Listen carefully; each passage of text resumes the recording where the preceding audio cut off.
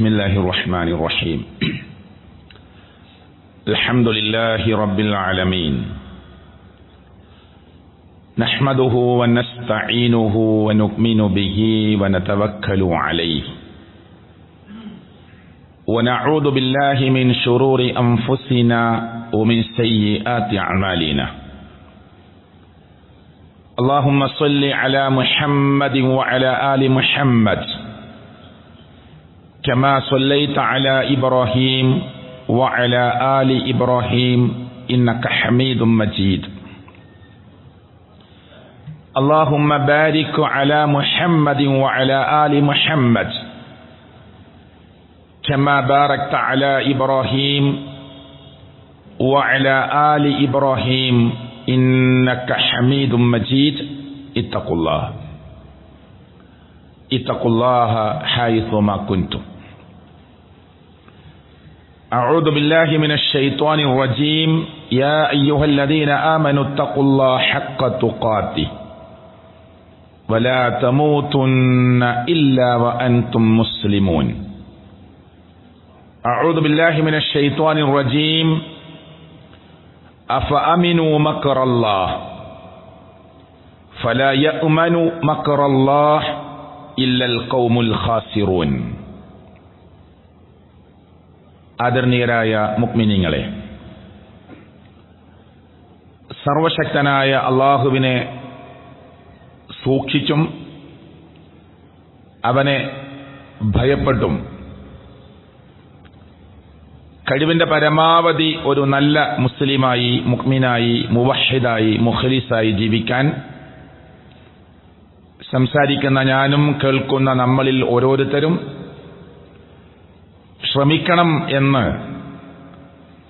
എന്നെ മറക്കാതെ അള്ളാഹുവിൻ്റെ വീട്ടിൽ വന്നു ചേർന്നവ ഓരോരുത്തരെയും ഓർമ്മപ്പെടുത്തുകയാണ്.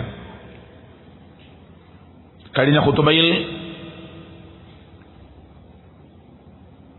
ചെയ്യരുത് എന്ന് അള്ളാഹുവിൻ്റെ പ്രവാചകൻ സല്ലല്ലാഹു അലൈഹി വസല്ലമ ഗൗരവപൂർവം പഠിപ്പിച്ച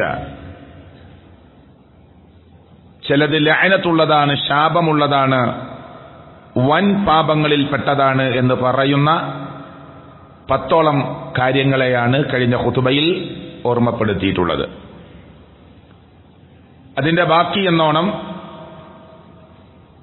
ഒരു 3-4 കാര്യങ്ങൾ കൂടി ഈ ഖുതുബയിൽ ഓർമ്മപ്പെടുത്താൻ സമയമുണ്ടാകുമെന്ന് വിചാരിക്കുകയാണ്.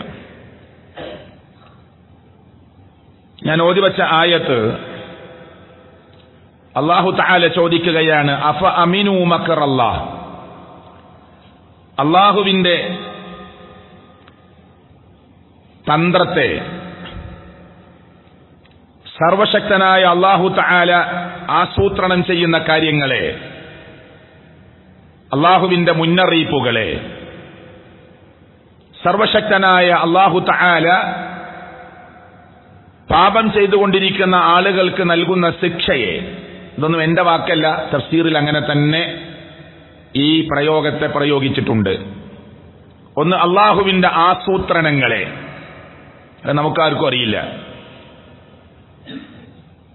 അതാണ് ചില പരീക്ഷണങ്ങളായി, ശിക്ഷകളൊക്കെയായി ലോകത്തിറങ്ങുന്നത്. ഉറങ്ങിക്കിടക്കുമ്പോ ഇന്ന് രാത്രി 12 മണിക്ക് നമ്മുടെ നാട് പൊട്ടിക്കീറി ഉരുൾപൊട്ടൽ വന്ന് വലിയ ഘോരമായ ശബ്ദം വന്ന്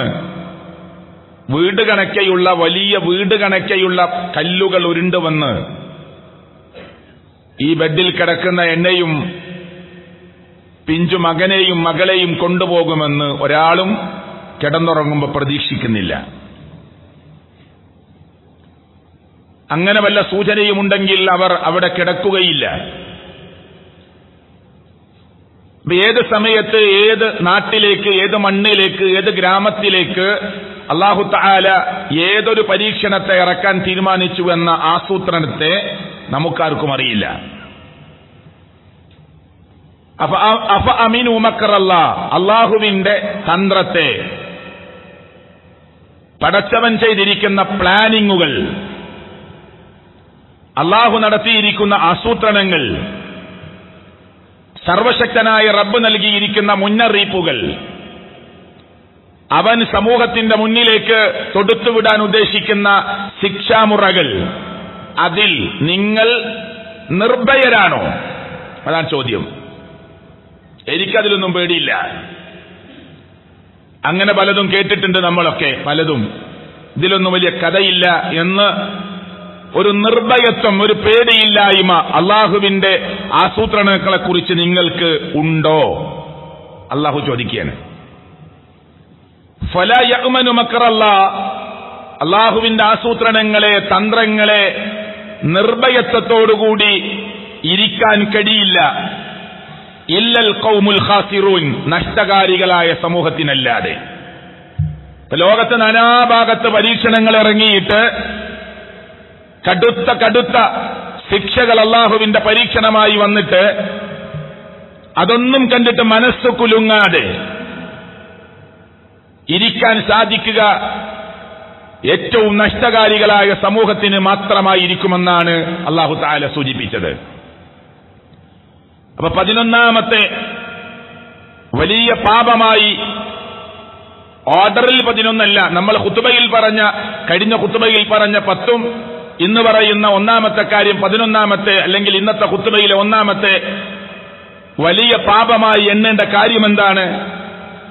അള്ളാഹുവിന്റെ മുന്നറിയിപ്പുകളെയും ആസൂത്രണങ്ങളെയും നിർഭയത്വത്തോടുകൂടി, പേടിയില്ലാതെ, അതിന് യാതൊരു വിലയും കൽപ്പിക്കാതെ ഇരിക്കുക എന്നത് കടുത്ത പാപമാണ്.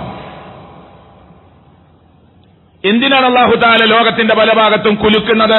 ലോകം ഒന്നിച്ചു കുലുങ്ങാനുണ്ട് എന്നതിലേക്കുള്ള, ഇതിനെയൊക്കെ നിഷേധിക്കുന്ന, ഇതിനെയൊക്കെ തട്ടിക്കളയുന്ന, ലോകം അവസാനിക്കേ എന്നൊക്കെ ചോദിക്കുന്ന, മരണത്തിന് ശേഷം ഒരു ജീവിതമോ എന്ന് ചോദിക്കുന്ന പലരും ലോകത്തുണ്ട്. അവരിലേക്കുള്ള സൂചനയാണ് അവൻ ജീവിക്കുന്ന നാട്ടിൽ ഒരു 100 പേരെ തിരിച്ചു വിളിച്ചുകൊണ്ട്, ഒരു 100 വീട് പെടുന്നനെ ഇല്ലായ്മ ചെയ്തുകൊണ്ട്, അല്ലെങ്കിൽ കടൽ തീരത്ത് താമസിക്കുന്ന ആളുകൾക്ക് മുന്നറിയിപ്പ് നൽകിക്കൊണ്ട് അതിശക്തമായ തിരമാലകൾ ഉരുണ്ടുകയറി മലകണക്കെ മനുഷ്യർ ജീവിക്കുന്ന ഭാഗത്തേക്ക് അല്ലാഹു തആല പറഞ്ഞയക്കുന്നത്, മനുഷ്യ, കടൽ മുഴുവൻ ഒരു ദിവസം ഇതുപോലെ പുറത്തേക്ക് ഒഴുകുന്ന ഒരു ദിവസം വരാനുണ്ട് എന്ന് ബുദ്ധിയുള്ള നീ മനസ്സിലാക്കണം. വയനാട്ടിലെ ഉരുൾപൊട്ടൽ ലോക മാപ്പിൽ അടയാളപ്പെടുത്തുമ്പോ ഒരു പേന കൊണ്ട്, അതിന്റെ ചെറിയ ഷാർപ്പായ നിബ്ബ് കൊണ്ട് അടയാളപ്പെടുത്താൻ പോലുമില്ല. ഉണ്ടോ? ലോകത്തിന്റെ മാപ്പ് എടുത്തിട്ട് വയനാട്ടിലെ ദുരന്തം ഒരു പേനയുടെ മുട്ടുകൊണ്ട് അടയാളപ്പെടുത്താൻ പോലുമില്ല. അത്ര ചെറുതാണ് ലോകാടിസ്ഥാനത്തിൽ നോക്കുമ്പോ. എന്തിനാണ് അല്ലാഹു നൽകുന്നത്?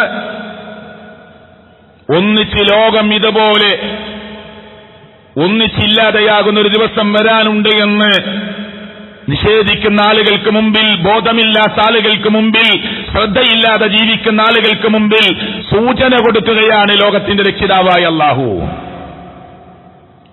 മുഹമ്മദ് റസൂൽ കരീം സല്ലല്ലാഹു അലൈഹി വസല്ലമ ഇതിനെ വിശദീകരിച്ച സ്ഥലത്ത് പറഞ്ഞ വളരെ ഗൗരവമേറിയ ഒരു വാചകമുണ്ട്, ശ്രദ്ധിച്ചു കേൾക്കണം. ഇദാ അറാദല്ലാഹു ബിഅബ്ദിഹിൽ ഖൈറ, അല്ലാഹു ഒരു അടിമക്ക് ഖൈർ കൊടുക്കാൻ തീരുമാനിച്ചാൽ, അല്ലാഹു അവന്റെ ഒരു അടിമക്ക് ഖൈർ കൊടുക്കാൻ തീരുമാനിച്ചാൽ, അജ്ജല ലഹുൽ ഉഖൂബത ഫിദ്ദുനിയ, അവൻ തെറ്റ് ചെയ്തിട്ട് പാപമോചനം നടത്തിയിട്ടില്ലാത്ത, തൗബ ചെയ്തിട്ടില്ലാത്ത, ഇസ്തിഗ്ഫാർ നടത്തിയിട്ടില്ലാത്ത തെറ്റുകളിൽ അല്ലാഹു അവനെ പെട്ടെന്ന് ശിക്ഷിക്കാനാണ് അല്ലാഹു ആഗ്രഹിക്കുന്നത്. എങ്ങനെ? ഞാൻ പറഞ്ഞ ഭാഗം ക്ലിയറായി എന്നാണ് ഞാൻ വിചാരിക്കുന്നത്. അല്ലാഹു തആല ഒരു അടിമക്ക് ഖൈറ് കൊടുക്കാനാണ്, നന്മ കൊടുക്കാനാണ്. മുഹമ്മദിന്, അഹ്മദിന്, ഇബ്രാഹിമിന്, യൂസുഫിന്, ശിഹാബിന് ഖൈറ് കൊടുക്കാനാണ് അള്ളാന്റെ തീരുമാനമെങ്കിൽ, അവൻ ചെയ്തിരിക്കുന്ന തെറ്റിൽ ഭൂമിയിൽ വെച്ചു തന്നെ പെട്ടെന്ന് ശിക്ഷ കൊടുക്കാനാണ് അള്ളാഹ്ക്കിഷ്ടം. അത് പരലോകത്തേക്ക് നീട്ടിക്കൊണ്ടുപോയിട്ട് പരലോകത്തോനെ നഷ്ടകാരിയാക്കി മാറ്റാൻ അള്ളാഹു ആഗ്രഹിക്കുന്നില്ല. ആ അടിമയെ അള്ളാഹ് ഇഷ്ടപ്പെട്ടതുകൊണ്ട്. അള്ളാഹ്ക്ക് അടിമയെ ഇഷ്ടാണ്, കുഴപ്പമില്ലാത്തൊരു മനുഷ്യനാണ്, അള്ളാഹിനെ ഭയപ്പെട്ട് ജീവിക്കുന്ന ഒരാളാണ്. പക്ഷെ തെറ്റുണ്ട് ജീവിതത്തിൽ. അപ്പൊ അള്ളാഹ് അവനൊരു ശിക്ഷ കൊടുക്കാൻ ഭൂമിയിൽ അവൻ ചെയ്ത തെറ്റ് തൗബ ചെയ്യാതെ പശ്ചാത്തപിക്കാതെ അവനിങ്ങനെ അശ്രദ്ധനായി പോകുന്നുണ്ടെങ്കിൽ ആ ചെയ്ത തെറ്റു നിമിത്തം അവനെ ഭൂമിയിൽ വെച്ച് തന്നെ ഒന്ന് കൊടുക്കാനാണ്, പരീക്ഷിക്കാനാണ് അള്ളാഹ്ക്ക് ഇഷ്ടം. അപ്പോ ഒരു പരീക്ഷണം വന്നാൽ ചിലപ്പോ എന്നെ എഡ്ജിറങ്ങിയ സ്ഥലത്തു നിന്നൊന്ന് കയറ്റി ഇനി ശ്രദ്ധിച്ചിട്ടോ എന്ന് പറയാനാണ്. 10 കൊല്ലമായി ഡ്രൈവിംഗ് തുടങ്ങിയിട്ട് ആ ഡ്രൈവിംഗിനിടയിൽ നീ ഒരു പ്രാവശ്യം വലിയൊരു എഡ്ജിറങ്ങി രക്ഷപ്പെട്ടവനാണ്. അതുകൊണ്ട് ഉറക്കം വന്നാൽ ഇനി ഡ്രൈവ് ചെയ്യാതെ സൈഡാക്കി ഉറങ്ങിക്കൊള്ളണമെന്ന പാഠം അതിൽ നിന്ന് അവൻ പഠിക്കണം. നീ ഇസ്ലാം എന്ന് പറയുന്ന അള്ളാഹുവിന്റെ രാജപാതയിൽ മുന്നോട്ട് പോകുന്ന ആളാണ്. പക്ഷേ ആരും നീ ചെയ്ത തെറ്ററിഞ്ഞിട്ടില്ല. പക്ഷെ നീ ഒരു വൃത്തികേട് ചെയ്തിട്ടുണ്ട്, അതിനൊരടിയും നിനക്ക് അള്ളാഹു നൽകിയിട്ടുണ്ട്. ഇതിൽ നിന്ന് പാഠം ഉൾക്കൊള്ളാതെയാണ് നീ പോകുന്നതെങ്കിൽ ജനകോടികളുടെ മുമ്പിൽ വെച്ച് നിന്നെ വഷളാക്കുന്ന ഒരു കോടതിയിലേക്ക് അത് നീട്ടിവെക്കും എന്ന് ലോകത്തിന്റെ രക്ഷിതാവായ അള്ളാഹു സൂചന തരികയാണ് എന്ന് മുഹമ്മദ് മുസ്തഫ സല്ലല്ലാഹു അലൈഹി വസല്ലം ഈ ബയാനിലൂടെ, ഈ വിശദീകരണത്തിലൂടെ കാര്യം മനസ്സിലായിട്ടുണ്ടാകും. ബാക്കി പറയാ, വഇദാ അറാദല്ലാഹു ബിഅബ്ദിഹി അശ്ശറ, അള്ളാഹു ഒരു അടിമക്ക് ഷെറ് കൊടുക്കാനാണ് അള്ളാഹ് ഉദ്ദേശിച്ചത്, നന്മ കൊടുക്കാനല്ല. ഷെറ് കൊടുക്കാനാണ് അള്ളാഹ് തീരുമാനിച്ചിട്ടുള്ളതെങ്കിൽ അംസക അൻഹു ബിദംബിഹി, അവൻ ചെയ്തുകൊണ്ടിരിക്കുന്ന തെറ്റുകളെ അള്ളാഹ് അങ്ങനെ പിടിച്ചു വെക്കും, ശിക്ഷ കൊടുക്കൂല. അള്ളാഹ് അങ്ങനെ പിടിച്ചു വെക്കും. ഒന്ന് ചെയ്തു, വീണ്ടും ചെയ്തു, വീണ്ടും ചെയ്തു, തെറ്റിലൂടെ ഇങ്ങനെ പോവുക. അള്ളാഹ് അവന് ശിക്ഷ കൊടുക്കുന്നില്ല. ഏതുവരെ? ഹത്താ യുവാഫിയ ബിഹി, അല്ലാഹു തആല അതവന്റെ മരണം വരെ അങ്ങനെ കൊണ്ടുപോകും. എന്നിട്ട് യൗമൽ ഖിയാമ, ഖിയാമത്തു നാളിലേക്ക് അത് അള്ളാഹു നീട്ടിവെക്കുകയാണ്. ഇവൻ അള്ളാഹ് ഷെറ് കൊടുക്കാനാണ് തീരുമാനിച്ചത്. പക്ഷെ ഇവൻ വിചാരിക്കണം എന്താ, ഞാൻ ഒന്ന് കട്ടു, ആരും അറിഞ്ഞിട്ടില്ല, സുഖായി പോയി. ഞാനൊരു വ്യഭിചാരത്തിൽ പോയി പെട്ടു, ആരും അറിഞ്ഞിട്ടില്ല, എന്റെ മുമ്പിൽ ഈ വാതിലുകളൊക്കെ തുറന്നിട്ടിരിക്കുകയാണ്, ആരും അറിഞ്ഞിട്ടില്ല, ഭാര്യ അറിഞ്ഞിട്ടില്ല, മക്കൾ അറിഞ്ഞിട്ടില്ല, കുടുംബം അറിഞ്ഞിട്ടില്ല, സുഖായി, ഇതൊന്നും പിടിക്കാൻ പോണില്ല എന്നാണ് ഇവൻ വിചാരിക്കുക.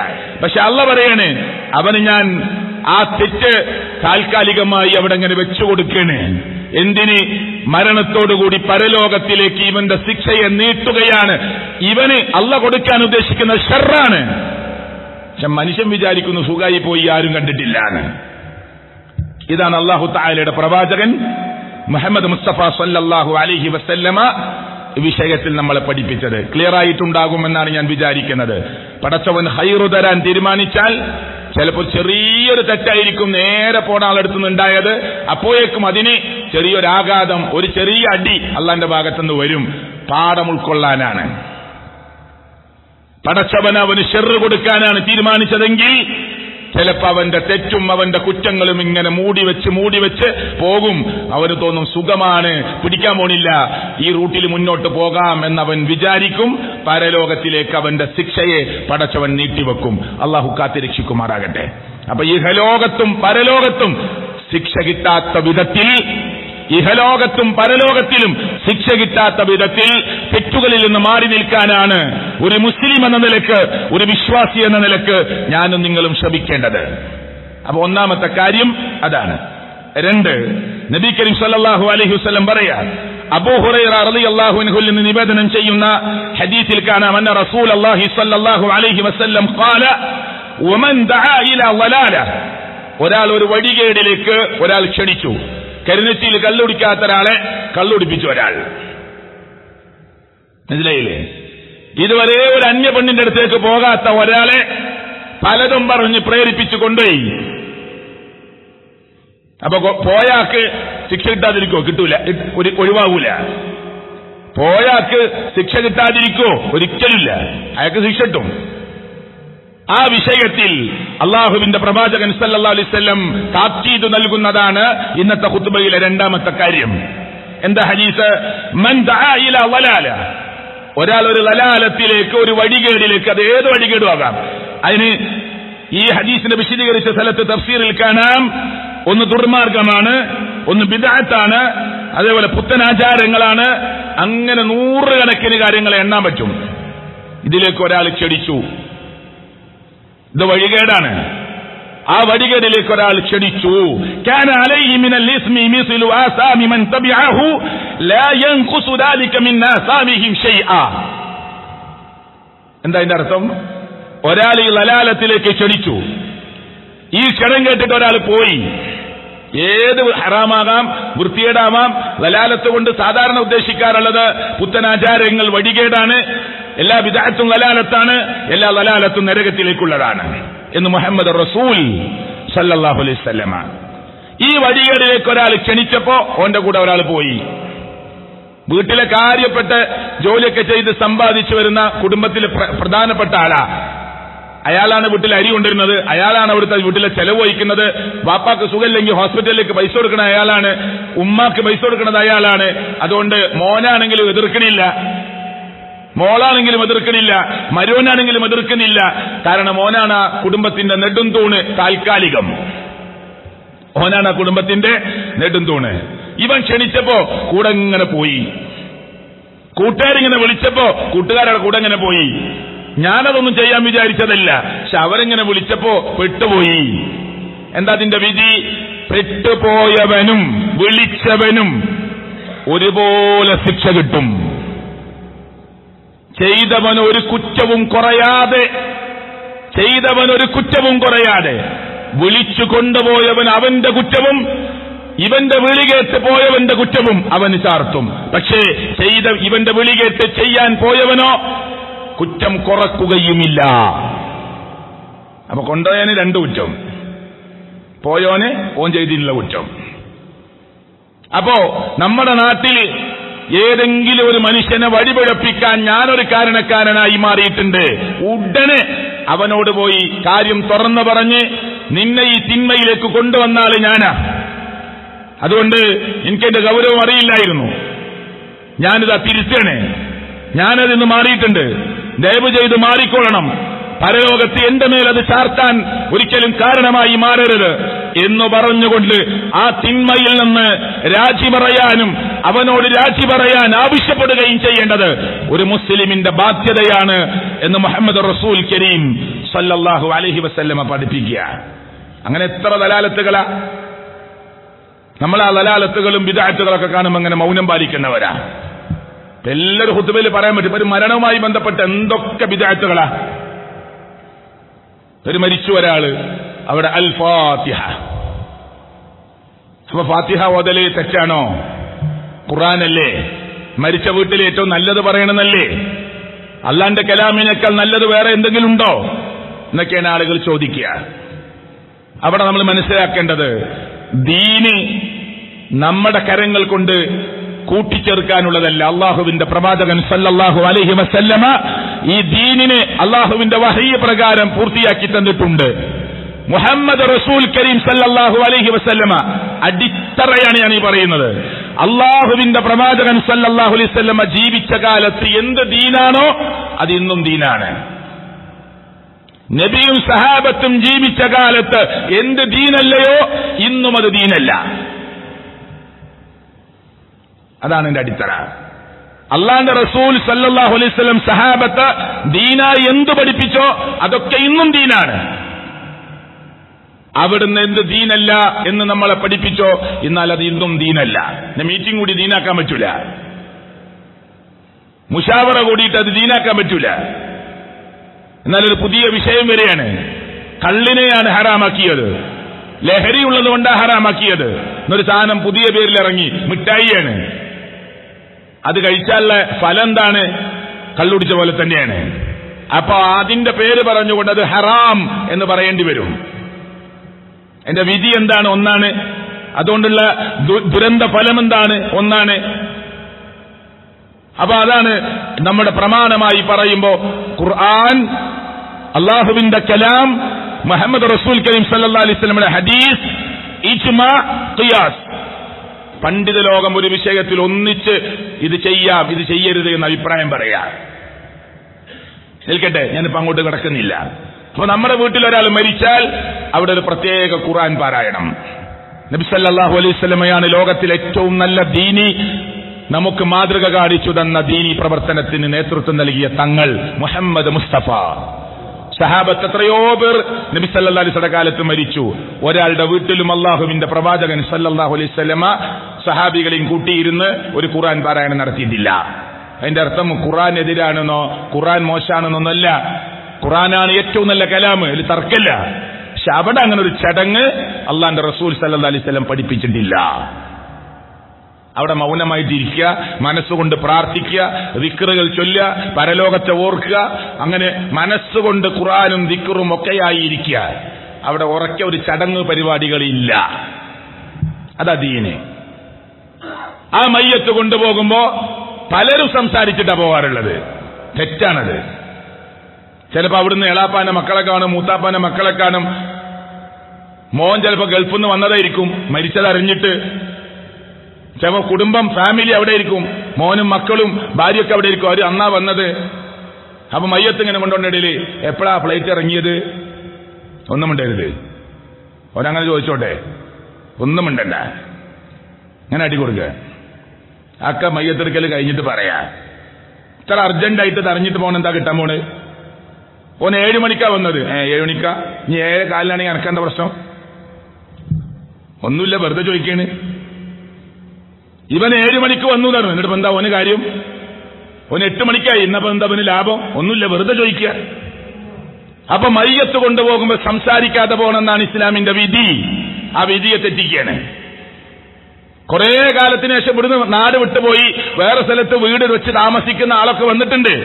കൂട്ടുകാരാ മരിച്ചത്. കുറെ കാലത്തിന് 10 കൊല്ലം 20 കൊല്ലം കഴിഞ്ഞിട്ട് ആദ്യമായിട്ട് കാണുകയാണ്. അന്ന് പോയതാ അവിടുന്ന്. ഈ മരിച്ചതറിഞ്ഞപ്പോ വന്നടാ. അപ്പൊ മയ്യത്തുണ്ടോണ്ടില്ല, കെട്ടിപ്പിടിച്ച് വർത്താനം പറഞ്ഞ് ഭയങ്കര ഇനി മയ്യത്തസ്കാരം കഴിഞ്ഞിട്ട് കാണാതെ പോകുമെന്നുള്ള പേടികൊണ്ടാണ്. അപ്പൊ തന്നെ ആ റോട്ടിൽ നിന്ന് നടക്കുന്നതിനിടയിൽ കെട്ടിപ്പിടിക്കലും വർത്താനം പറയലും. ഇപ്പൊ എത്ര മക്കളാണ്? മൂത്ത മോൻ എന്താ ചെയ്യണത്? ഒന്നും മിണ്ടരുത്, മിണ്ടാതെ പോകണം. മനസ്സുകൊണ്ട് ദിക്റ് ചൊല്ലി, മനസ്സുകൊണ്ട് മയ്യത്തിനെ കുറിച്ച് ആലോചിച്ച്, മനസ്സുകൊണ്ട് മരണത്തെക്കുറിച്ച് ആലോചിച്ച്, മനസ്സുകൊണ്ട് പരലോകത്തെക്കുറിച്ച് ആലോചിച്ച് മിണ്ടാതെ പോവുക.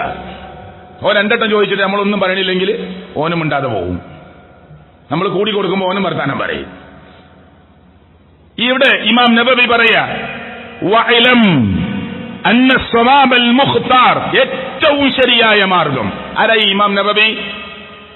കേരളത്തിലെ മഹാഭൂരിപക്ഷം വരുന്ന സെലഫികളൊക്കെ ന്യൂനപക്ഷാണ്. ഇവിടെ മുസ്ലിങ്ങളുടെ കൂട്ടത്തില് ഭൂരിപക്ഷന്മാരാ സമസ്തക്കാരെന്നറിയപ്പെടുന്നവരാ.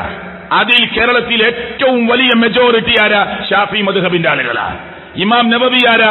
റഹ്മത്തുള്ളാഹി അലൈഹി 2ാം ഷാഫി എന്നറിയപ്പെടുന്ന ഷാഫി മദ്ഹബിലെ 2ാമത്തെ ഇമാമാണ്.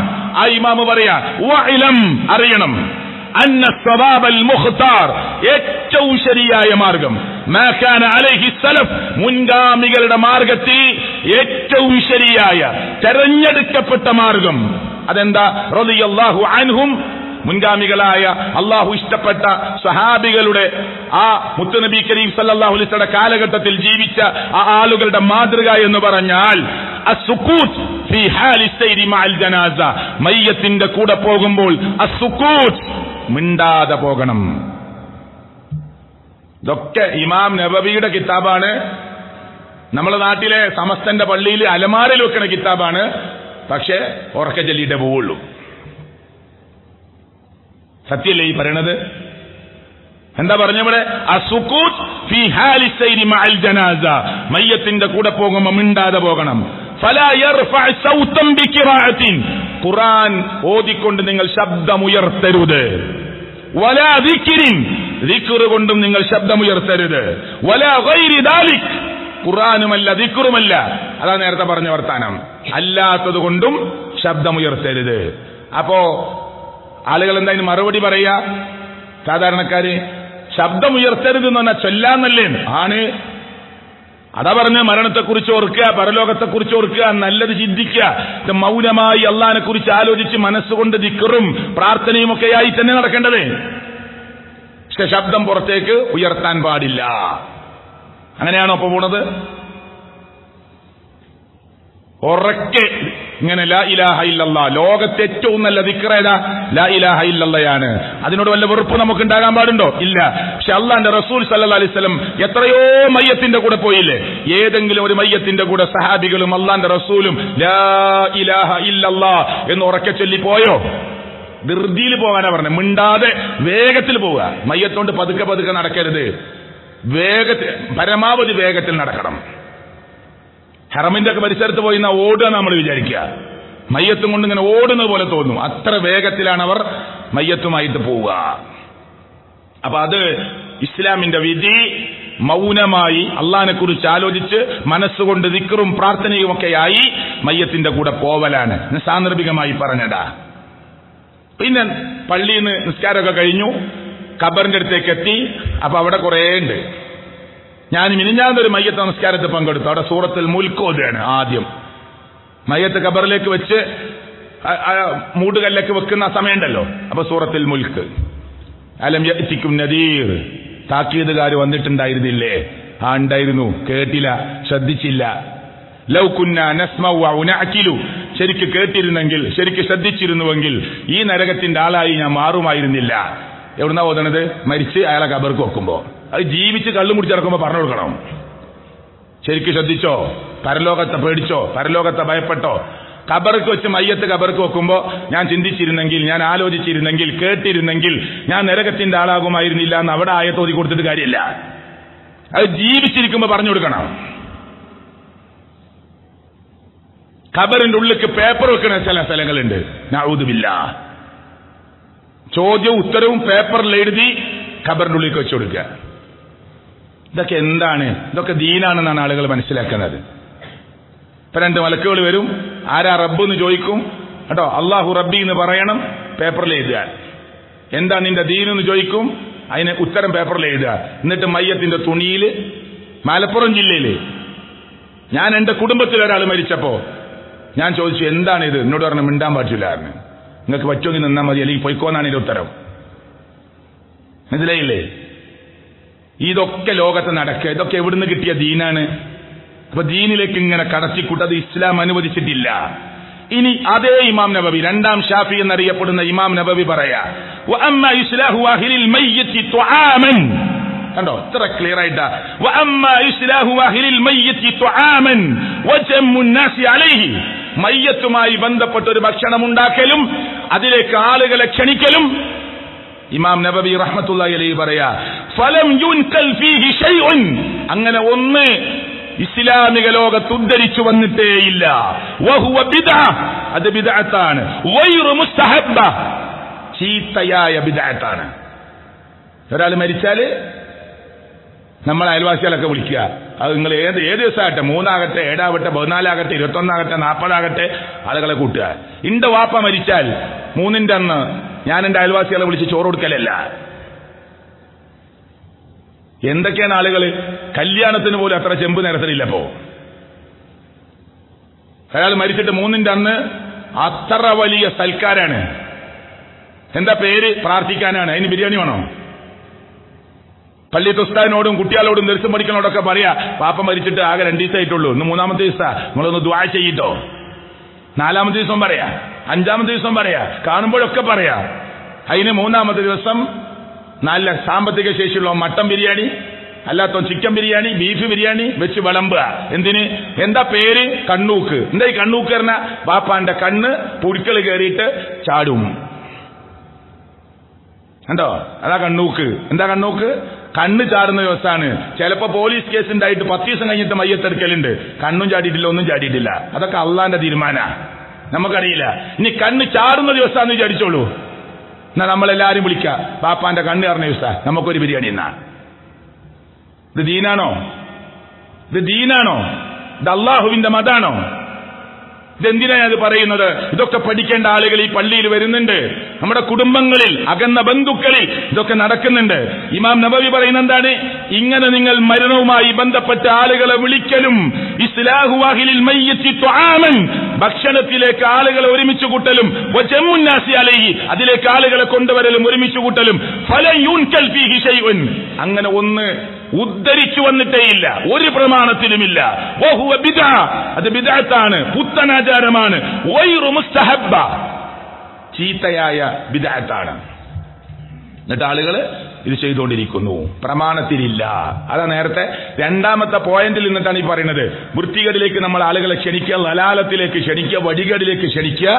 എന്നിട്ട് ആ ക്ഷണിച്ചത് നന്മയാണെന്ന് വിചാരിച്ച ആളുകൾ വരുന്നു.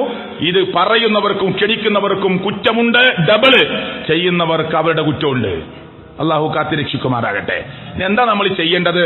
നമ്മളമ്മ മരിച്ചു, വാപ്പ മരിച്ചു, അയൽവാസി മരിച്ചു, ഇടക്കൊക്കെ ഒന്ന് ഖബർ കാണാൻ പോ. പള്ളിപ്പടിയിൽ നമ്മുടെയൊക്കെ ബാക്കിയുള്ളവരുടെ ഖബറില്ലേ, അള്ളാഹു അവർക്ക് മഗ്ഫിറത്തും മർഹമത്തും നൽകുമാറാകട്ടെ. അള്ളാഹു അവരുടെ ഖബറിടങ്ങളെ വിശാലമാക്കുമാറാകട്ടെ. അള്ളാഹു അവരെയും നമ്മെയും സ്വർഗീയ ലോകത്ത് ഒരുമിച്ച് കൂട്ടി അനുഗ്രഹിക്കുമാറാകട്ടെ. അമ്പിയാക്കന്മാരുടെ, ഔലിയാക്കന്മാരുടെ, സിദ്ദീഖുകളുടെ, ശുഹദാക്കളുടെ കൂടെ അള്ളാഹു നമ്മെ സ്വർഗ്ഗലോകത്ത് പ്രവേശിപ്പിച്ച് നാളെയുടെ ലോകത്ത് അനുഗ്രഹിക്കുമാറാകട്ടെ. ഇതിലൊന്നും ഒരു തർക്കമില്ല. നമ്മൾ ആരെങ്കിലും മരിക്കുമ്പോ ഏതായാലും ഖബറിന്റെ അടുത്ത് പോയതാണ്, മയ്യത്തിന്റെ ഒപ്പം പോയത്, അപ്പൊ നമ്മളെ വാപ്പാന്റെ ഖബറിന്റെ അടുത്തൊന്ന് പോയിട്ട് ഇങ്ങനെ നിന്ന്, അങ്ങനെയല്ല, ഇടയ്ക്കൊക്കെ ഒന്ന് പോവുക.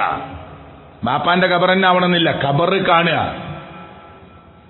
ബാപ്പാന്റെ ഖബറിന്റെ അടുത്ത് എത്തുമ്പോ നിന്റെ വാപ്പയാണല്ലോ, നിന്റെ ഉമ്മയാണല്ലോ, കഷ്ടപ്പെട്ട് ഞങ്ങളെ വളർത്തിയതാണല്ലോ, ഏറെ പ്രതീക്ഷകൾ വെച്ച് വളർത്തിയതാണല്ലോ. തിരിച്ച് നമുക്ക് കുറെ ചെയ്യാൻ പറ്റിയിട്ടില്ലല്ലോ, മണ്ണിലേക്ക് ചേർന്നു പോയല്ലോ. നമ്മളൊക്കെ വലുതാകുന്നതിന് മുമ്പ്, നമ്മളൊക്കെ ഒരു കൈത്താങ്ങ് നൽകുന്നതിന് മുമ്പ് നമ്മളെ വിട്ട് പിരിഞ്ഞല്ലോ. പടച്ചവനെ, കഷ്ടപ്പെട്ട ഞങ്ങളുടെ പ്രിയപ്പെട്ട ഉപ്പാക്ക് ഉമ്മാക്ക് പുറത്തു കൊടുക്കണേ അല്ലാ. ആ ഖബറിന്റെ അടുത്ത് വെച്ച് നമുക്ക് പറയാം. നമ്മൾ പോകുന്ന എന്തിനാണ്? റസൂൽ കരീം സല്ലല്ലാഹു അലൈഹി വസല്ലം പറഞ്ഞു, സൂറുൽ ഖുബൂർ, നിങ്ങൾ ഖബർ സന്ദർശിക്കണം. ഫഇന്നഹാ തുദക്കിറുൽ മൗത്ത്, അത് നിങ്ങൾക്ക് മരണബോധം ഉണ്ടാക്കി തരും. റസൂൽ കരീം സല്ലല്ലാഹു അലൈഹി വസല്ലം പറയാ, സൂറുൽ ഖുബൂർ, നിങ്ങൾ ഖബർ സന്ദർശിക്കണം. ഫഇന്നഹാ തുദക്കിറുകുമുൽ ആഖിറ, അത് നിങ്ങൾക്ക് പരലോകബോധം ഉണ്ടാക്കി തരും. ഈ ജുമയും കഴിഞ്ഞ് ഇങ്ങനെ പോകുമ്പോൾ പള്ളിപ്പടി വണ്ടി നിർത്തിയിട്ട് ഇറങ്ങിയിട്ട് ആ ഖബർസ്ഥാനിലേക്ക് പോവുക. ഒരു 4-5 ഖബർ ഇങ്ങനെ കുത്തിയിട്ടിട്ടുണ്ട് അവിടെ. അങ്ങനെ നോക്കി അതിലേക്കൊന്ന് ഇങ്ങനെ നോക്കുക. അപ്പോ നമുക്ക് 10 റൂം പോരാന്നുള്ള അഭിപ്രായമല്ലേ ഇപ്പോ, അല്ലേ? വീട്ടില് 12 റൂം പോരാനാണ്. നല്ല വലിയ 6-6 7-7 കട്ടിലിട്ടിട്ട് നല്ലൊരു സോഫി അലമാരി നമുക്ക് ആ സ്ഥലമല്ല എന്നുള്ള കംപ്ലൈന്റാ. അതിലേക്ക് ഇങ്ങനെ നോക്കുമ്പോൾ നമുക്ക് വലിയ വീടുണ്ടാക്കാൻ പ്രശ്നമൊന്നുമില്ല ഇസ്ലാമില്. നിങ്ങൾക്ക് വലിയ റൂം ഉണ്ടാക്കുക, സൗകര്യം ഉണ്ടാക്കുക, പൈസ ഉണ്ടെങ്കിൽ അതൊന്നും ഇസ്ലാം തെറ്റു പറഞ്ഞിട്ടില്ല. പക്ഷെ അതിലേക്ക് ഇങ്ങനെ നോക്കുമ്പോ പടച്ചോനെ, മലന്ന് കിടക്കാൻ പോലും ഇതിൽ സ്ഥലമില്ലല്ലോ, ഒന്ന് കമയിന്ന് കിടക്കാൻ പോലും സ്ഥലമില്ല. ഇതിലേക്ക് കൂടുന്ന തന്നെ ചെരിച്ച് കടത്തും. നമ്മളെ കൂട്ടത്ത് കുറച്ച് തടിയൊക്കെ ഉണ്ടെങ്കിൽ ഖബർ ഇങ്ങനെ വണ്ണം കൂട്ടൊന്നുമില്ല, ചെരിച്ചാണ് കിടത്തുക, ചെരിച്ച് കിടത്തുക. ഈ ഖബറിൽ കൊന്ന് കിടക്കാനുള്ളതാണ് ഞാന്.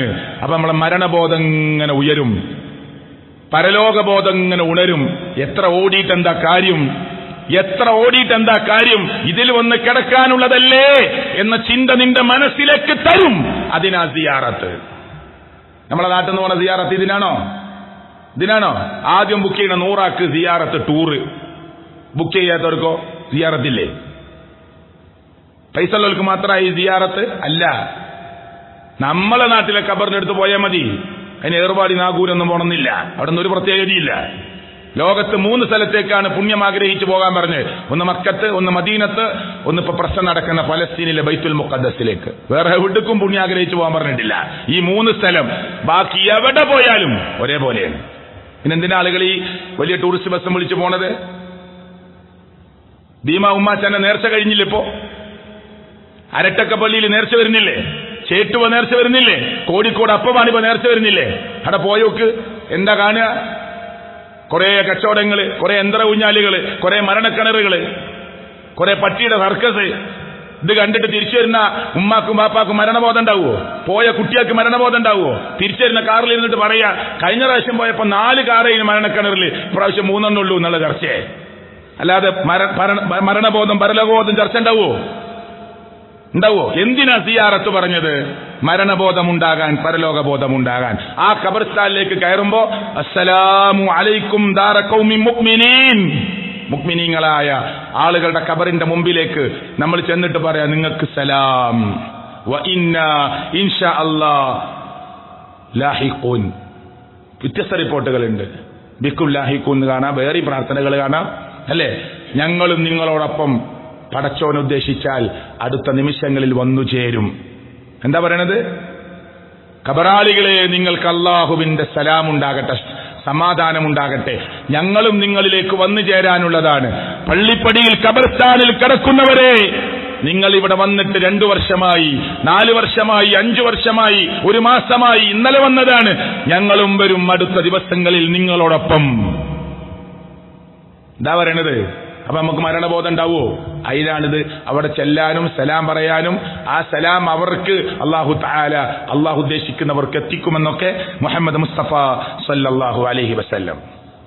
അപ്പൊ ആ ഖബറിന്റെ അടുത്ത് ചെയ്യേണ്ട പണി എന്താണ്? തൽഖീൻ ചെല്ലലല്ല, തസ്ബീത്ത് ചെല്ലലാണ്.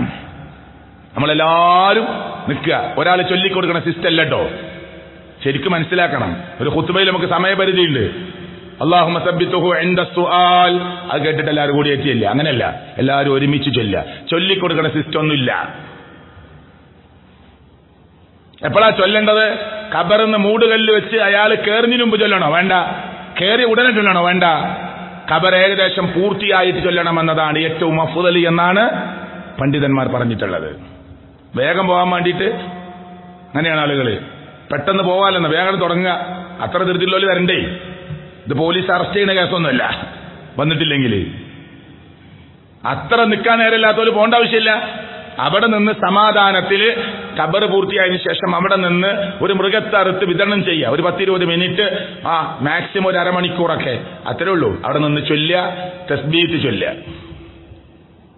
പിന്നെ വല്ല ഉസ്താദ് തലയുടെ ഭാഗത്തിരുന്നിട്ട് കേട്ടോ, യാ അബ്ദല്ലാഹ്, യാ അബ്ദല്ലാഹ് ഇബ്നു അമത്തല്ലാഹ്, അള്ളാന്റെ അടിമയെ എന്താ പറയണത്? കുൻത ഫീ ഹയാതിക, നീ നിന്റെ ജീവിതത്തിൽ ഇങ്ങനെയായിരുന്നു. എങ്ങനെ? തശ്ഹദു അല്ലാ ഇലാഹ ഇല്ലല്ലാഹ്, ലാ ഇലാഹ ഇല്ലല്ലാഹ് സാക്ഷ്യപ്പെടുത്തിയ ആളാ. വതശ്ഹദു അന്ന മുഹമ്മദൻ റസൂലുള്ളാഹ്, അല്ലാഹുവിന്റെ പ്രവാചകനെ സാക്ഷ്യപ്പെടുത്തിയ ആളാ. വതശ്ഹദു അന്നൽ മൗത ഹഖ്ഖുൻ, മരണം സത്യമാണ് എന്ന് വിശ്വസിച്ച ആളാ കേട്ടോ. പിന്നെ ഇന്നൽ ഖബർ ഹഖ്ഖുൻ, ഖബർ സത്യമാണ്. വഅന്നൽ ഖബർ ഹഖ്ഖുൻ വഅന്ന സുആല ഹഖ്ഖുൻ വഅന്നൽ പിന്നെ ഹിസാബ ഹഖ്ഖുൻ വഅന്നൽ ബഅസ ഹഖ്ഖുൻ, ഇങ്ങനെ വഅന്നൽ മീസാന ഹഖ്ഖുൻ വഅന്നൽ സിറാത്ത ഹഖ്ഖുൻ, ഇങ്ങനെ പറയാ. എന്താണ് ഈ പറയണത്? സിറാത്ത് പോലെ ഹക്കാണ്, മരണം ഹക്കാണ്, ജീവിതം ഹക്കായിരുന്നു, വിചാരണ ഹക്കാണ്, നിന്നെ രണ്ടാമത് എഴുന്നേൽപ്പിക്കുമെന്നത് ഹക്കാണ്. എന്നിട്ട് പറയും 2 മലക്കുകൾ ഇപ്പൊ വരും, ഭയപ്പെടണ്ട കേട്ടോ. നല്ല തടിച്ച വൈദാ ജാഅക്കൽ മലക്കാനിൽ കരീമാനിൽ അളീമാനി, വലിയ 2 മലക്കുകൾ ഇപ്പൊ വരും. എന്നിട്ട് ചോദിക്കും, നിന്നെ എഴുന്നേൽപ്പിക്കും. ഫഅയ്ഖലാഖ്, താങ്കളെ എണീപ്പിക്കും. വഅജ്ലസാഖ്, അവർ 2 പേരും താങ്കളെ എഴുന്നേൽപ്പിച്ചിരുത്തും. എന്നിട്ട് താങ്കളോട് ചോദിക്കും, മർ റബ്ബുക്, ആരാ നിന്റെ റബ്ബ്? അല്ലാഹു റബ്ബി എന്ന് ഉത്തരം പറയണം. ഇതിങ്ങനെ ചൊല്ലിക്കൊടുക്കുക തലന്റെ ഭാഗത്തിരുന്നിട്ട്, 1 വട്ടം 2 വട്ടം 3 വട്ടമൊക്കെ. അത് ചൊല്ലിയിട്ടില്ലെങ്കിൽ ഉസ്താദിനവിടെ പ്രത്യേക റോളൊന്നുമില്ല. എല്ലാവരും തസ്ബീത്ത് ചൊല്ലി, പള്ളിത്തെ ഉസ്താദും വന്ന് തസ്ബീത്ത് ചൊല്ലി, അവർ കൈമടക്കി വയ്ക്കാനുള്ള വകുപ്പൊന്നും അവിടെ കാണാനില്ല. ചോദിച്ചാൽ തന്നെ കുടുംബക്കാർ വയ്ക്കും. ഇപ്പൊ എല്ലാവരും ചൊല്ലിയിട്ടില്ല, ഇപ്പൊ എല്ലാവർക്കും കൊടുക്കണോ വയ്ക്കും. മനസ്സിലായണ്ടോ? ഇതിപ്പോ എല്ലാവരും ചൊല്ലിയിട്ടുണ്ട്. 10-60 ആളുണ്ടെങ്കിൽ 100 ആളുണ്ടെങ്കിൽ എല്ലാവരും ചൊല്ലി. അപ്പൊ ആർക്കപ്പോ കൊടുക്കുക? അപ്പൊ ഒരു പ്രത്യേക റോള് വേണം ഈ കാര്യപ്പെട്ടാക്ക്. അതിനാണ് തലേന്റെ ഭാഗത്തിരുന്ന് അള്ളാന്റെ റസൂലും സഹാബത്തും ചെയ്യാത്ത ഒരു പ്രത്യേക ആചാരം ഉണ്ടാക്കിയത്. അപ്പൊ മരിച്ച ദിവസമാണ്, ബാപ്പ പോയ ദിവസമാണ്, ഉമ്മ പോയ ദിവസമാണ്, കുടുംബക്കാരുടെ മനസ്സൊക്കെ ആകെ അലിഞ്ഞു നിൽക്കുന്ന ദിവസമാണ്. ഉസ്താദ് നമ്മളെ ബാപ്പാക്ക് വേണ്ടി പ്രത്യേകം ഇരുന്ന് ദുആ ചെയ്തതാണ്. എന്തെങ്കിലും കൊടുത്തിട്ടില്ലെങ്കിൽ മോശമാണ്. മനസ്സിലായില്ലേ? ഇങ്ങനെ ദീനിലേക്ക് ഓരോന്ന് വരുന്നത്. അതുകൊണ്ട് ഇവിടെ വന്ന ആളുകൾ, പള്ളിയിൽ വന്ന ആളുകൾ ഹക്ക് മനസ്സിലാക്കണം, കുടുംബത്തക്കാരോട് പറഞ്ഞു കൊടുക്കണം. അതൊക്കെ കഴിഞ്ഞ് എപ്പോഴാ ചൊല്ലുക? ആ ഖബറ് പിന്നെ മണ്ണിട്ട് മൂടി നേരെ എല്ലാവരും 3 പിടി മണ്ണ് വാരിയിടും. അവിടെ ഒന്നും ചൊല്ലാനില്ല. 3 പിടി മണ്ണ് വാരിയിടുമ്പോ ഒന്നും ചൊല്ലാനില്ല. പിന്നെ 3 പിടി മണ്ണ് വാരിയിടുക. എന്നിട്ടവിടെ നിന്ന് തസ്ബീത്ത് ചൊല്ലുക, ധാരാളം പ്രാർത്ഥിക്കുക. ഇത് നമ്മുടെ മനസ്സുകൊണ്ട് മയ്യത്തിന് വേണ്ടി പ്രാർത്ഥിക്കുന്ന പ്രാർത്ഥനകളൊക്കെ ചൊല്ലുക. എന്നിട്ട് കുറെ കഴിഞ്ഞ് നമ്മൾ അവിടുന്ന് പിരിഞ്ഞു പോരുന്നു. ഇടക്കിടക്ക് ഖബർ സന്ദർശിക്കുന്നു. വീട്ടിലിരുന്നും യാത്രയിലൊക്കെ നമ്മുടെ ആ മരിച്ചുപോയ ആൾക്ക് വേണ്ടി ദുആ ചെയ്യുന്നു.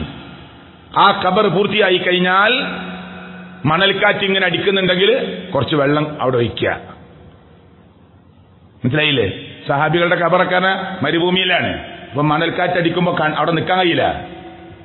അപ്പൊ ഖബർ മൂടിക്കഴിഞ്ഞാൽ ഒരു ബക്കറ്റ് വെള്ളം ഒഴിക്കുക. എന്തിന്? അപ്പൊ അത് ഒതുങ്ങിക്കിടക്കും. അപ്പൊ കണ്ണുക്കും മൂക്കും ഒന്നും തെറിക്കൂല. നല്ല മഴക്കാലാണെങ്കിലും ടാർപ്പായി വിരിച്ചിട്ട് ഒരു കുടം കൊണ്ട് ഒരു ബക്കറ്റ് കൊടുത്തിട്ട് 3 വട്ടം ഒഴിക്കല, ഒരു ചെടി കുത്തല. ഇതൊന്നും ഇസ്ലാമിലില്ല. നമ്മളെ ആളുകൾക്ക് വരെ വസ്വാസ. കുത്തിയിട്ടില്ലെങ്കിൽ ഒരു മോശാന്ന് വിചാരിച്ചിട്ട് കുത്തുമ്പോ നമുക്ക് പറയാൻ പറ്റൂ. ഇപ്പൊ ഇവിടുത്തെ ഈ മാലത്ത് ഒരാള് കുടുംബക്കാർ മരിച്ചു, അപ്പൊ ചെടി വെക്കുമ്പോ ആരാ പറയേണ്ടത്?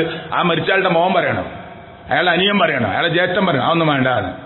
നമ്മൾ പറയുമ്പോ എന്താ പ്രശ്നം? ഓല കുടുംബത്തിനൊന്നും ഒരു പ്രശ്നമല്ല, ഓൽക്കാ വാശി.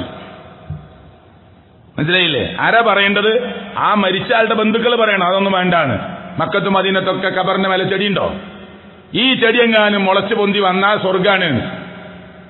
എന്നാ പള്ളിക്കാട് കിടക്കണമല്ലൊക്കെ സ്വർഗത്തുകളായിരിക്കും. ആ ചെടി മുളക്കലും ഈ ഖബറത്തെ ആളുടെ ശിക്ഷ തമ്മിൽ ഒരു ബന്ധമില്ല. അല്ലാഹുവിന്റെ റസൂൽ സല്ലല്ലാഹു അലൈഹി വസല്ലമയും സഹാബത്തും ഒരു ഖബറിന്റെ മേലെയും ഒരു ചടങ്ങായി ഒരു ചെടി കുത്തിയിട്ടില്ല. യാത്രയിൽ ഒരിക്കൽ റസൂൽ കരീം സല്ലല്ലാഹു അലൈഹി വസല്ലം ചോദിച്ചു, ഈ ഖബറിൽ ആരാന്ന് ചോദിച്ചു സഹാബികളോട്, ഒപ്പമുള്ള ആളുകളോട്. ഈ ഖബറിൽ ആരാ? ഈ ഖബറിൽ ആരാ? 2 ഖബറിനെ ചൂണ്ടിയിട്ട് ചോദിച്ചു, ഈ ഖബറിൽ ആരാ? ഈ ഖബറിൽ ആരാ? അപ്പൊ ചില സഹാബികൾ പറഞ്ഞു ഞങ്ങൾക്ക് അറിയില്ല, ചില ആളുകൾ പറഞ്ഞു ഇന്ന ആളാണ്. അപ്പൊ അള്ളാന്റെ റസൂൽ സല്ലല്ലാഹു അലൈഹി വസല്ലം അള്ളാഹ് എനിക്ക് അറിയിച്ചു തരുന്നുണ്ട്, ഈ ഖബറിൽ കിടക്കുന്ന ആൾക്ക് കടുത്ത ശിക്ഷ കിട്ടുന്നുണ്ട്, സഹിക്കാനാവാത്ത ശിക്ഷ ഖബറാളിക്ക് കിട്ടുന്നുണ്ടെന്ന് അള്ളാഹ് എന്നെ അറിയിച്ചു. അതുകൊണ്ട് ഈത്തപ്പനയിൽ നിന്ന് ഒരു തണ്ട് പൊട്ടിച്ചു. ഈത്തപ്പനയിൽ നിന്ന് ഇങ്ങനെ മുളച്ചു വന്ന ഒരു തണ്ട് കുഴിച്ചിട്ടാ മുളക്കൂല. അതിനൊരു കഷ്ണം ഇങ്ങനെ പൊട്ടിച്ചിട്ട് അള്ളാന്റെ റസൂൽ ഖബറിന്റെ അടുത്ത് കുത്തി. എന്നിട്ട് പറഞ്ഞു, ഇത് ഉണങ്ങിപ്പോകുന്നത് വരെയെങ്കിലും ഈ ഖബറാളിക്ക് അല്ലാഹു ശിക്ഷ കുറച്ചു കൊടുക്കുമാറാകട്ടെ. ഇതാണ് ഇപ്പൊ ഖബറിന്റെ മേലെ ചെടി ഉത്താളെ തെളിവ്. അല്ലാതെ സാധാരണ ഒരു ഖബറടക്കുന്ന സമയത്ത് ഒരു ചെടിയും അള്ളാന്റെ റസൂൽ സഹാബത്തും കുത്തിയിട്ടില്ല. വയലൊന്നല്ല കഥ. നമ്മളെ അമലുണ്ടോ രക്ഷപ്പെടും. നിങ്ങൾ നല്ല നിസ്കാരമുള്ള ആളാ, നല്ല സക്കാത്ത് കൊടുത്ത ആളാ, തൗഹീദുള്ള ആളാ, ഒരു ചെടിയും വേണ്ട, ഒരു മൈലാഞ്ചിയും വേണ്ട രക്ഷപ്പെടാൻ. കള്ളുടിയനാണ്, തോന്നിയാസിയാണ്, വൃത്തിയറ്റ ചങ്ങായിയാണ്, പള്ളിക്ക് വരൂല, നിസ്കാരമില്ല, ഓന്റെ മേലെ പന്തലിച്ച് വളർന്ന ചെടി വെച്ചിട്ടിട്ടും കാര്യമല്ല.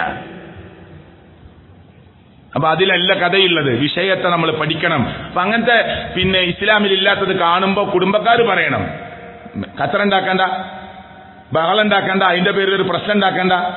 നമ്മളൊക്കെ അത് കാണുമ്പോൾ മിണ്ടാതിരിക്കൽ എന്താണ്? ഇനി ഖബറിന്റെ അടുത്തൊന്നും ഒരു പ്രശ്നം ഉണ്ടാകണ്ട, ഓല കുടുംബക്കാരല്ലേ പറയേണ്ടത്, അതിന് നമുക്ക് ബോധം വേണ്ടേ?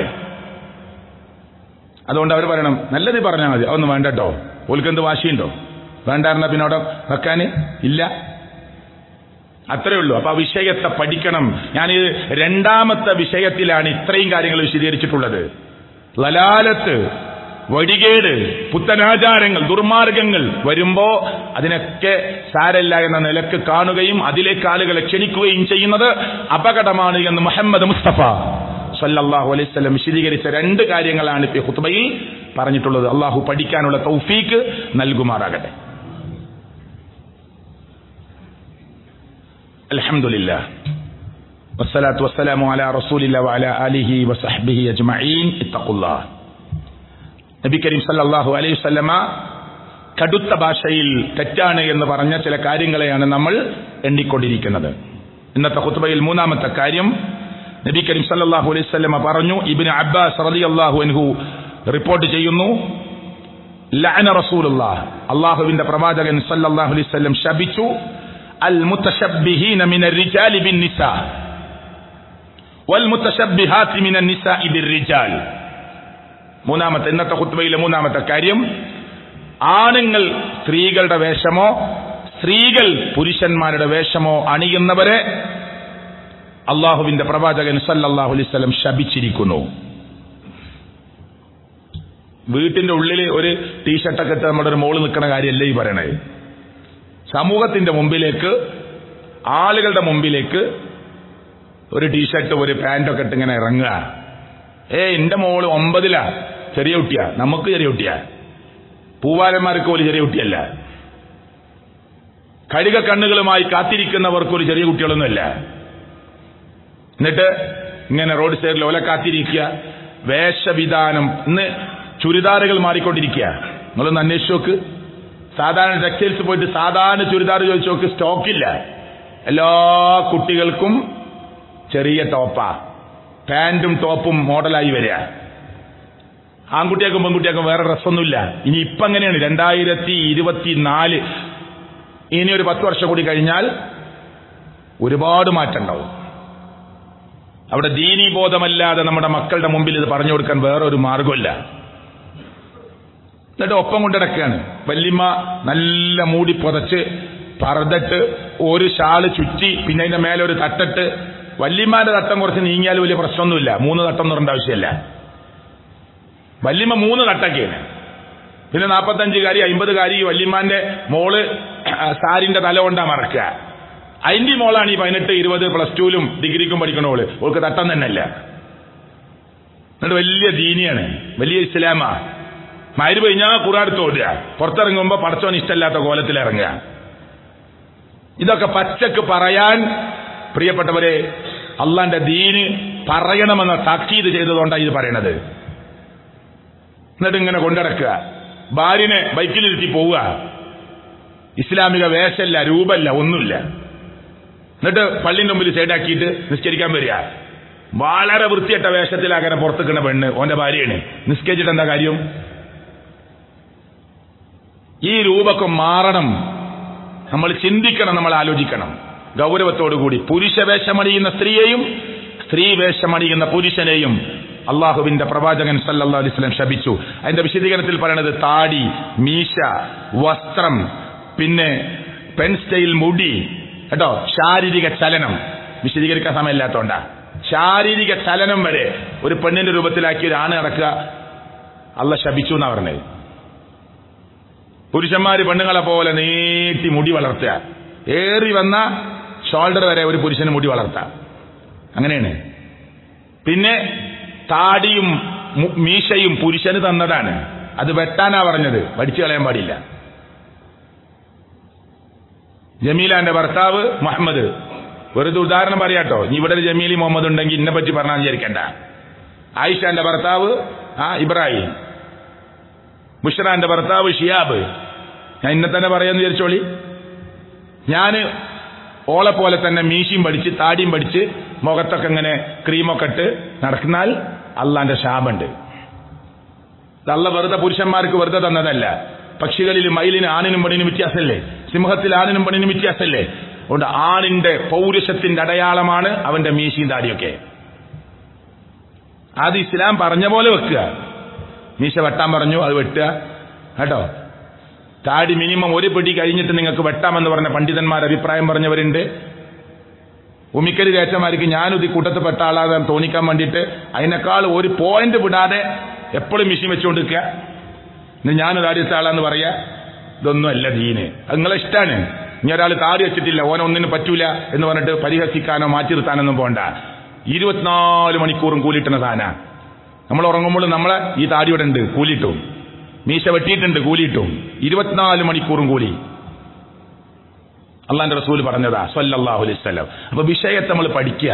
ഇത് ഞാൻ പറഞ്ഞല്ല, പണ്ഡിതന്മാര് പറയാണ്. എന്താണ് ഈ ആണ് പെണ്ണ് വേഷം കെട്ടുക എന്ന് പറഞ്ഞാൽ വെറും ഡ്രസ്സ് മാത്രമല്ല. അവിടെ എണ്ണിയതാണ് മീശ, അവിടെ എണ്ണിയതാ താടി, അവിടെ എണ്ണിയതാ നടത്തം. ഭാര്യയ്ക്ക് ഹീലുള്ള ചെരുപ്പായി കൊടു, ഇത്ര ഹീല്. ചെരുപ്പ് കുറച്ച് ഉയരം കുറഞ്ഞ പെണ്ണ, കുറച്ച് കട്ടിയുള്ള ചെരുപ്പിടാ, അതിനൊന്നും പ്രശ്നമല്ല. ബാക്കിൽ ഒരു വടി പോലെ ഹീല്. ഇത് നേരെ നടക്കാൻ കഴിയോ? ഇല്ല. ഇങ്ങനെ ചെരിഞ്ഞും മറിഞ്ഞ് നടക്കുക. ഒരു പട്ടി പിന്നാലെ കൂടി ഓടാൻ കഴിയോ? ഇല്ല. 2 സ്റ്റെപ്പ് മുന്നോട്ട് വെക്കുമ്പോൾ മറിഞ്ഞു വീഴും. എന്നാലും ഊരവേദനയ്ക്ക് സാധ്യതയുണ്ടെന്ന് ഡോക്ടർമാർ പറയുന്നുണ്ട്. എന്നാലും ഒരു 5-6 മാസം നെളിഞ്ഞടക്കാലോ നിലക്ക് അത് വാങ്ങിയിട്ടേണ്. ഇതൊക്കെ നമ്മൾ പഠിക്കേണ്ടതാണ്, ഇതൊക്കെ മനസ്സിലാക്കേണ്ടതാണ്. അള്ളാഹുവിന്റെ ദീന് ഞാനും നിങ്ങളും ഉൾക്കൊള്ളാനുള്ളതാണ്. ഇത് തമാശക്ക് വേണ്ടിയുള്ളതല്ല. അതുകൊണ്ട് സഹോദരങ്ങളെ, ആ വിഷയം നമ്മൾ പഠിക്കുക, മനസ്സിലാക്കുക. അള്ളാഹു അനുഗ്രഹിക്കുമാറാകട്ടെ. 4ാമത്തെ കാര്യം, 4 കാര്യം പറയാന്ന് പറഞ്ഞുകൊണ്ട് 4ാമത്തെ കാര്യം വിശദീകരിക്കാതെ ഒരൊറ്റ ഹദീസ് മാത്രം, കുറെ കാര്യങ്ങൾ പറയാനുണ്ട്.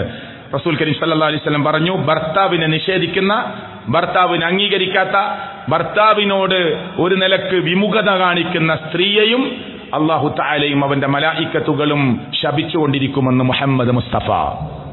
കുറെ ഉദാഹരണങ്ങൾ പറയാനുണ്ട്, ഒരൊറ്റ ഹദീസ് പറയാൻ. ഇദാ ദഅ റജുലു ഇംറഅതഹു ഇലാ ഫിറാശിഹി, തന്റെ ഭർത്താവ് തന്റെ ഭാര്യയെ വിരിപ്പിലേക്ക് ക്ഷണിച്ചു.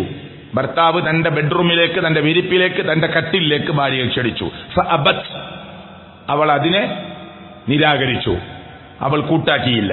ഫബാത ഗളബാന അലൈഹാ ലഅനതഹൽ മലായികതു ഹത്താ തുസ്ബിഹ, അയാൾ അവളോട് വല്ല ഈർഷതയും വെച്ചെന്ന് ഉറങ്ങിപ്പോയാൽ നേരം പുലരുവോളം മലായിക്കത്തുകൾ അവളെ ശപിച്ചുകൊണ്ടിരിക്കും.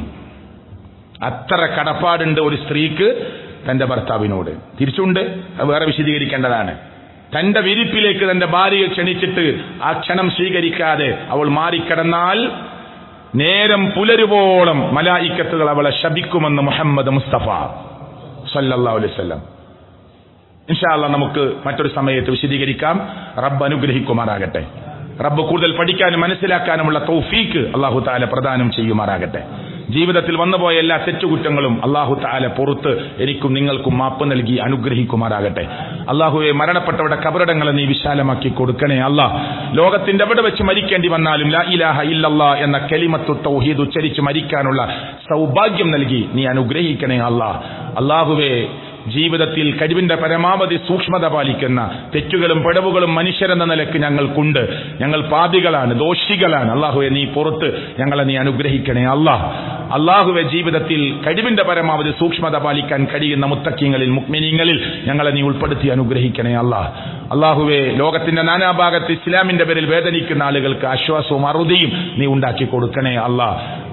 അപകട മരണങ്ങൾ ധാരാളം കേട്ടുകൊണ്ടിരിക്കുന്ന ഈ സമയത്ത് അല്ലാഹുവേ, ഞങ്ങളെയും ഞങ്ങളുടെ മക്കളെയും ഞങ്ങളുടെ ബന്ധുമിത്രാദികളെയും ഞങ്ങളുടെ നാട്ടിലുള്ളവരെയും ഒക്കെ അല്ലാഹുവേ അപകട മരണങ്ങളിൽ ദുരന്തങ്ങളിൽ നിന്ന് നീ കാത്തു രക്ഷിക്കണേ അല്ലാഹ്.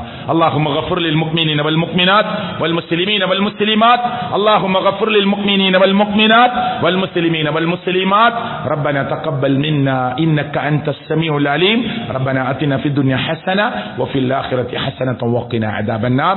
ആമീൻ ആമീൻ ബിറഹ്മതിക യാ أرحم الراحمين.